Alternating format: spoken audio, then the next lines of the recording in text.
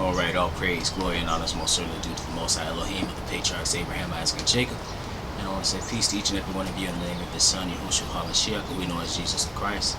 It's always a blessing each and every single time that I can come forward and bring a message contained in His Word, and never do count it as a light thing to do so.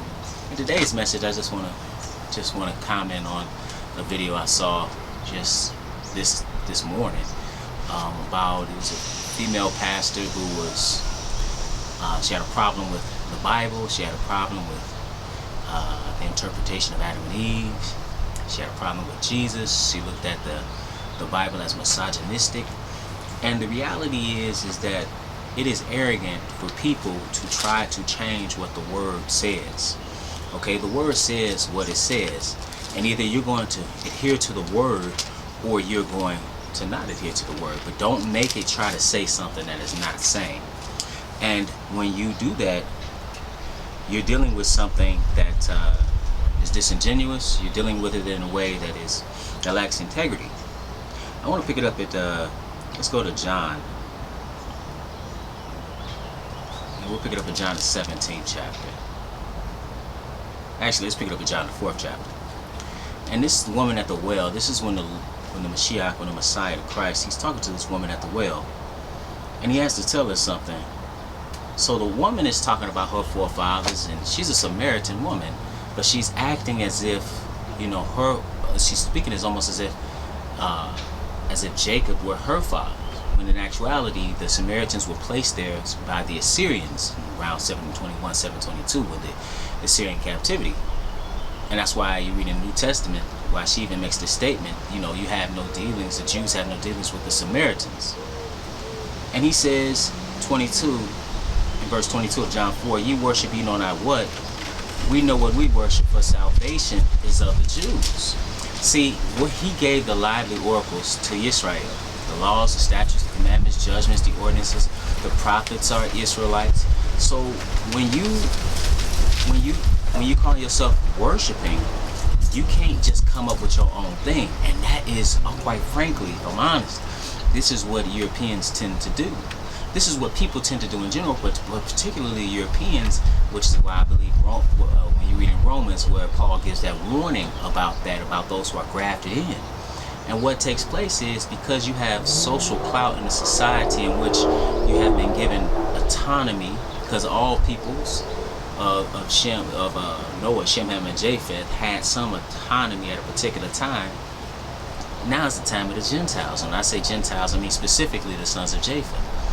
So now you are in control right now, and yet you think because you have power on this earth that now you can misinterpret the world. And that's what Europe did. They misinterpreted it. And so now they impose their culture on everybody. You see that in marriage. You see that in the ways and norms of black and brown people all over the world. They have imposed their culture in Asia, in Africa, in the Americas, all over. And so now, because you have cultural power, all of a sudden what you say is right. And what's more most prominent right now is feminism. That is Western culture.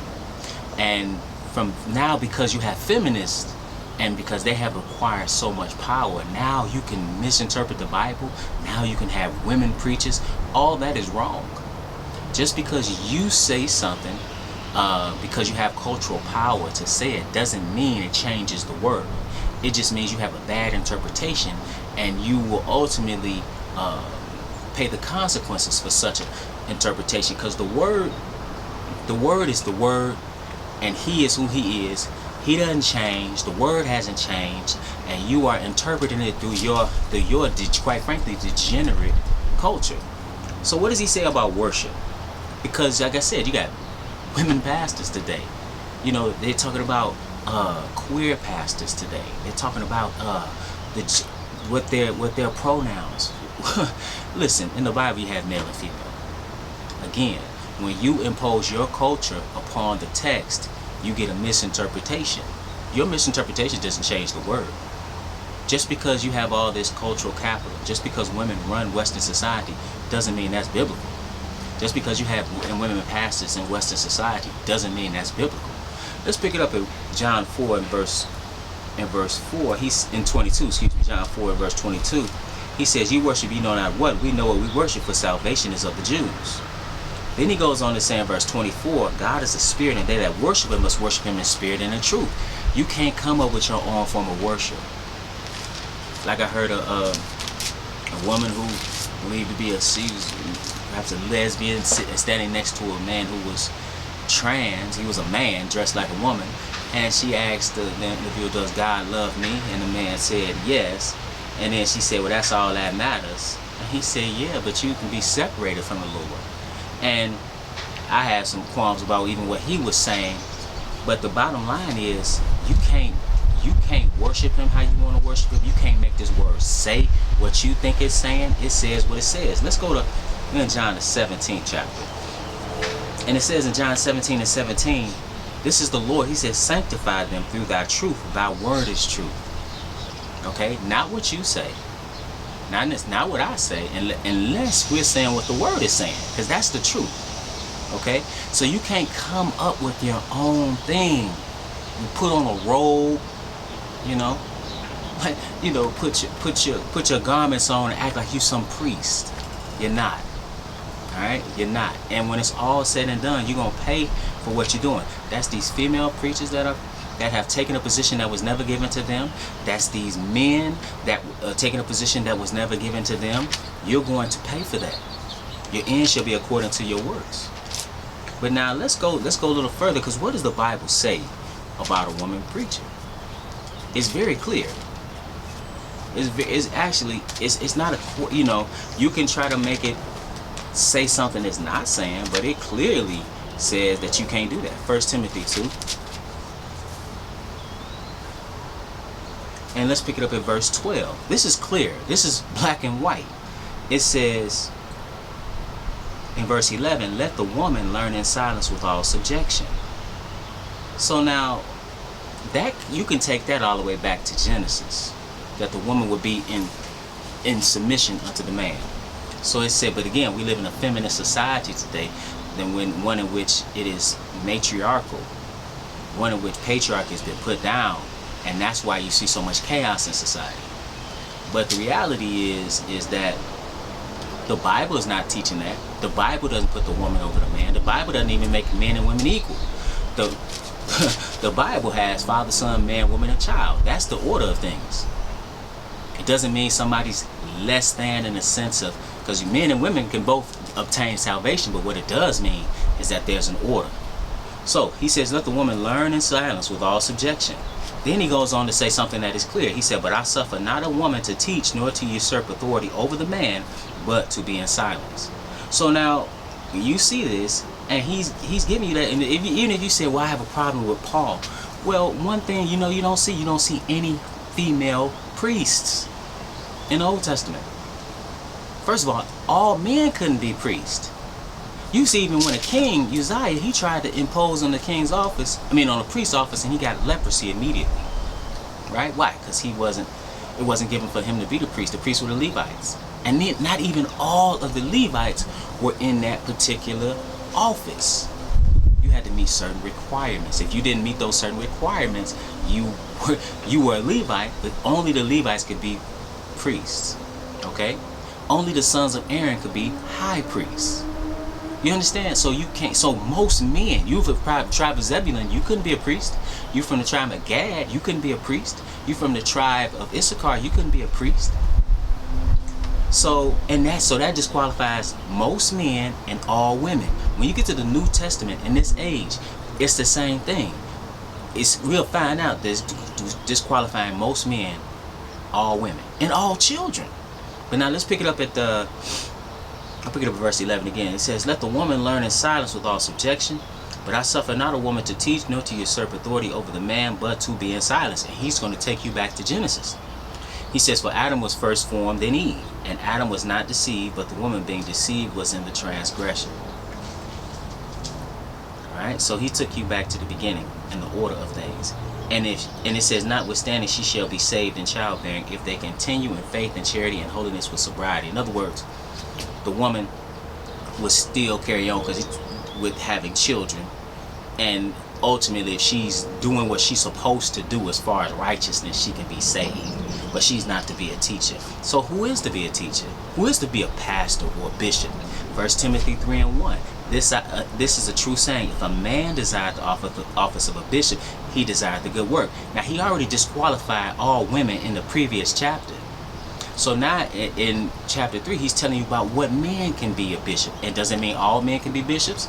A bishop then must be blameless, the husband of one wife, vigilant, sober, of good behavior, given to hospitality, apt to teach. Okay, so there he's giving you some criteria. So now the first thing, he must be blameless. So you can't be engaged in sin, can't have a terrible reputation. He said the husband of one wife. Well, some would say, well, see, he can't have more than one wife. The word there is Mia, which is more than likely referring to his first wife, which is saying what? It's saying that if he's married to his first wife, more than likely he's not, he's responsible. He's not like throwing women away, so to speak. But it can't be that he has to have one wife, and if he doesn't, you can't be a bishop. How do I know that? Because the bishop of our souls, who is Christ, he didn't have a wife per se in the sense of being literally married to a woman, but he does have a wife, which is the church, and then he likens them to, if you read it closely, wives plural. Furthermore, Paul was a self-made eunuch. Paul didn't have a wife at all, and yes, he was a bishop. So what is he telling us? He's saying this is a criteria to judge a man's, to determine a man's worthiness of this particular office. Furthermore, Paul can't impose law. Okay, so that's another thing. So this says vigilant, sober, of good behavior, given to hospitality, after teaching. When I say he can't impose law, because the law regulates marriage. There are 3 states a man could be in. He could be celibate, right, or self-made eunuch, like Paul was, like Christ was. He could be monogamous in the sense of having one wife, and true monogamy is having one wife for life.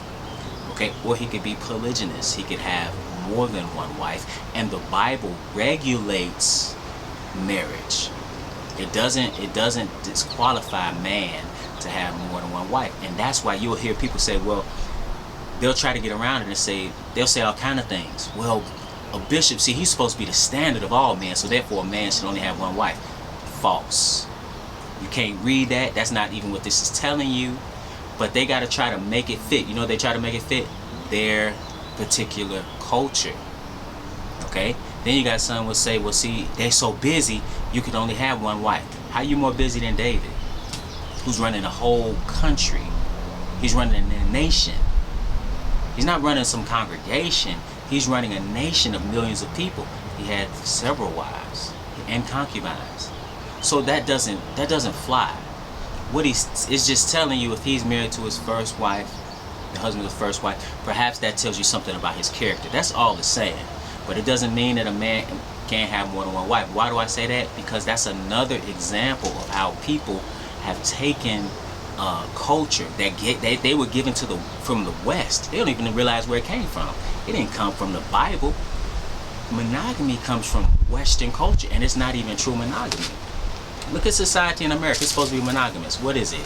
You got a bunch of people laying with each other. You got a divorce rate of 50%. You got homosexuality running rampant, and pedophilia. This is America. It is Greco-Roman culture. And why did they do that? To disempower men. But nevertheless, he goes on to describe him: not given to wine, no striker, meaning he can't be violent, not greedy of filthy lucre, but patient, not a brawler, not covetous, one that ruleth well his own house, having his children in subjection with all gravity. So he has to rule his house. He has to have all these other qualities. And he said, for if a man know not how to rule his own house, how shall he take care of the church of God? Then he goes on to talk about how he can't be a novice. Notice it doesn't say anything, all right, and a woman, she should be this. No. It didn't say, oh, the woman should be she should be married to her husband. It doesn't say any of that. Why? Because a woman is disqualified. A woman is disqualified. Okay? And your culture, what you think politically, has nothing to do with what the word says. Because the word is the truth. But now let's pick it up at Titus. Because what should you be teaching? Well, there is something that you can teach. It's just not from the pulpit. That's out of order, and that's the problem now. Everything out of order. We looking at. When I say we, look in Western society. Everybody wants men and women to be equal, which they're not, and they want equal outcomes, which are impossible. We are not equal. Men and men are not equal. Everybody has different skills, different attributes, different gifts to different levels. Okay, and then everybody has certain roles they should play. I always liken it to if you look at sports, the offensive line, you got a guard, you can't put him at wide out. Talking about run a post. Why? Because that's not what he's built for. He's supposed to be in them trenches. Okay, you can't have a quarterback. The quarterback can't play. He's not playing defensive end. Why? Because he's gonna get pummeled. That's why. That's not what he's supposed to do. You can't have a coach playing corner. Why? He gonna get beat every time. Them days, if he did play them days, he be coaching them days over with. Mess around, tear his ACL, MCL, tear his Achilles all in one play. But now, I've seen coaches mess around, can't get out of the way on the sideline quick enough and get hurt. You gotta play your position. This is Titus 2. So what is a woman supposed to be doing? Titus 2:1. It says verse 3. It said the aged women likewise, that they be in behavior as becometh holiness, not false accusers, not given to much wine, teachers of good things. So they are supposed to teach, but it's not from a pulpit. What should they teach? That they may teach the young women to be sober, to love their husbands, to love their children, to be discreet, chaste, keepers at home, good, obedient to their own husbands, that the word of God be not blasphemed. See, that's what you should be teaching as a woman. Not that you teaching me what thus saith the Lord in the Bible. Men are supposed to do that. Even when you look at in Torah, who's supposed to be teaching the family, you see, as far as you see as men are commanded by the law to do that. Now you got examples of like Timothy. His father was a Greek. His mother was a believer. His grandmother was a believer. They taught him the scriptures, but they weren't commanded by law to do that. His father wasn't in that particular culture. He wasn't an Israelite. Israelite men were supposed to teach their children, and that goes right along with the order of things. Why would you be the head of a household? Then come on, let's all go to the synagogue and listen to this woman direct us and tell us what we're supposed to be doing. That doesn't mean a woman doesn't know the word. That doesn't mean a woman doesn't know the Most High. You have women prophetesses, but that does not mean that they are in the position to teach. Again, he said, I suffer not or allow not a woman to teach, nor usurp authority over the man, but to be in silence. It tells you another place, if a woman have questions, ask her husband at home. And that's our problem today. Everything is so out of order. People thinking they could do whatever they want to do. Women thinking they could do whatever they want to do because you see it in society. And it's to your own detriment. This society is on a pathway of destruction because of feminism. Because it's out of order. Because everything is chaotic. That's the first, listen, the first message in the Bible, the first lesson in the Bible is with Adam and Eve, and how when Adam didn't play his position as spiritual head, it led to chaos, and we have been dying ever since. And now you got women up here today talking about how, yeah, they got a problem with the Lord, they got a problem with the Bible, they got a problem with Adam and Eve, they should be teaching. What you need to do is get in your position, and what men need to do is play their position. And much of this that you see in society, the chaos that you see in our families, the destruction of Western civilization is largely due to men not operating as men. And I've said this a number of times. You know, when I started really looking at this and started preaching this, you know what I found? I found women in the truth had a problem with it. It's a good thing. It's a wonderful thing that I could care less about any of that. I first and foremost care about what thus saith the Lord. Because if I cared about what you said, then I would capitulate to that and deny what the word is saying, and it would be to your benefit. It is to your benefit to do what thus saith the Lord. It is to your benefit to play your position. It's to your benefit to be a woman, to be a man, and to be a child. Just how he said it before. Father, son, man, woman, and child. He didn't make you to be the man's head. He didn't make you to be a head of a congregation. But you can be a wonderful example of what a woman should do. You can be a true daughter of Sarah, so to speak. You can be righteous, but it's just not your position to operate from the pulpit. And with that, brothers and sisters, it's always my prayer that you will edify